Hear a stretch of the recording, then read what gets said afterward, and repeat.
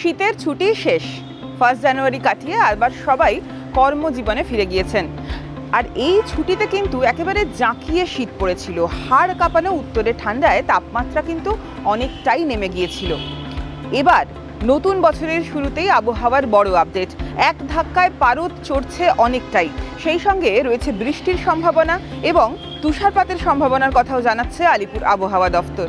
আবহাওয়ার সমস্ত আপডেট নিয়ে আজ হাওয়া মোরগে আছি আমি তন্নিষ্ঠা। গত প্রায় এক সপ্তাহেরও বেশি সময় ধরে তাপমাত্রার পারদ কিন্তু আমরা ক্রমশই নামতে দেখেছি। কারণ পশ্চিমবঙ্গের উপর থেকে কোনো ঝঞ্ঝার প্রভাব কেটে গিয়েছিল, কোনো নিম্নচাপের প্রভাব ছিল না, যার ফলে শীতের পথে কোনো বাধা ছিল না। একেবারে সুন্দরভাবে উত্তরে হাওয়া প্রবেশ করছিল।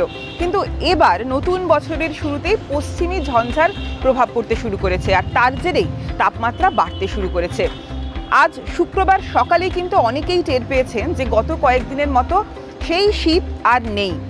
আপনারা একদম ঠিকই ধরেছেন, একেবারে 1 লাখে 2 ডিগ্রি টেম্পারেচার বেড়ে গিয়েছে। শুক্রবার সকালে কিন্তু অনেকেই অনুভব করেছেন যে গত কয়েকদিনের মতো আর শীত নেই। একেবারেই ঠিক ধরেছেন, কারণ আলিপুর হাওয়া অফিসের আপডেট বলছে যে এক ধাক্কায় 2 ডিগ্রি পারদ বেড়ে গিয়েছে। আজ কলকাতার সর্বনিম্ন তাপমাত্রা 13.1 ডিগ্রি সেলসিয়াস, যেটা কিন্তু গত কয়েকদিনে আমরা দেখেছি 11-12 ঘরেও নেমে গিয়েছিল। সেই তাপমাত্রা বেড়ে গিয়েছে এবং আগামী 2-3 দিনের মধ্যে তাপমাত্রা আরও অন্তত 2 ডিগ্রি বাড়বে। অর্থাৎ সব মিলিয়ে প্রায় 4 ডিগ্রি পর্যন্ত বাড়তে চলেছে তাপমাত্রা। কলকাতার সর্বনিম্ন তাপমাত্রা 14 থেকে 16 ডিগ্রি সেলসিয়াসের মধ্যে ঘোরাফেরা করবে। আগামী 3-4 দিন একই রকম থাকবে তাপমাত্রা।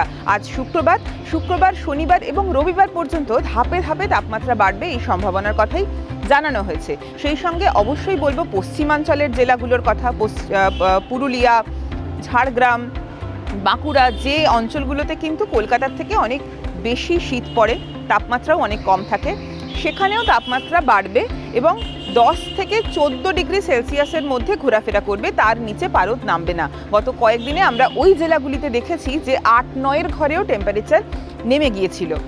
আর এরপরে বলবো আমি উত্তরবঙ্গের কথা। এই যে পশ্চিমী ঝঞ্ঝার কথা বলছি, যেটা বর্তমানে উত্তর পশ্চিম ভারতে পাঞ্জাবের সংলগ্ন এলাকায় অবস্থান করছে, সেই পশ্চিমী ঝঞ্ঝার জেরে কিন্তু বাংলায় বৃষ্টির সম্ভাবনা রয়েছে। তবে হ্যাঁ, দক্ষিণবঙ্গে আপাতত কোনো বৃষ্টির সম্ভাবনা নেই। বৃষ্টি যতটুকু হবে সেটা পুরোটাই হবে উত্তরবঙ্গে। দার্জিলিংয়ের পার্বত্য এলাকা, এছাড়া কালিম্পং রয়েছে, আলিপুরদুয়ার, জলপাইগুড়ি, এই জেলাগুলোতেই কিন্তু মূলত বৃষ্টির সম্ভাবনার কথা বলা হয়েছে। আগামী 2-3 দিন বৃষ্টি চলবে। এছাড়া তুষারপাতের সম্ভাবনার কথা জানানো হয়েছে।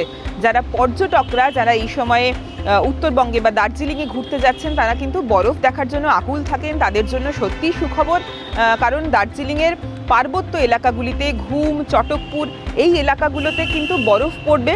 এছাড়া সিকিমের পার্বত্য এলাকাতেও বরফ পড়ার সম্ভাবনা রয়েছে। তুষারপাতের পাশাপাশি দক্ষিণবঙ্গের জন্য আরেকটা আপডেট হলো প্রবল কুয়াশা। কেন এই কুয়াশা হবে? কারণ ওড়িশায় একটা বিপরীত ঘূর্ণাবর্ত তৈরি হয়েছে। তার জেরে ওড়িশা থেকে জলীয় বাষ্প ঢুকবে বাংলায়, আর সেই জলীয় বাষ্পের প্রভাবেই আগামী কয়েকদিন কুয়াশার চাদরে ঢেকে যাবে দক্ষিণবঙ্গের প্রায় সব জেলা। একদিনে না হলেও ধাপে ধাপে আগামী কয়েকদিনের মধ্যে কলকাতা থেকে বীরভূম, মুর্শিদাবাদ, পুরুলিয়া, দক্ষিণ 24 পরগনা, উত্তর 24 পরগনা, সর্বত্রই ভোরের দিকে বেশ কুয়াশার প্রভাব থাকবে। আবহাওয়ার সমস্ত আপডেট জানতে চোখ রাখুন TV9 বাংলা ডিজিটালে।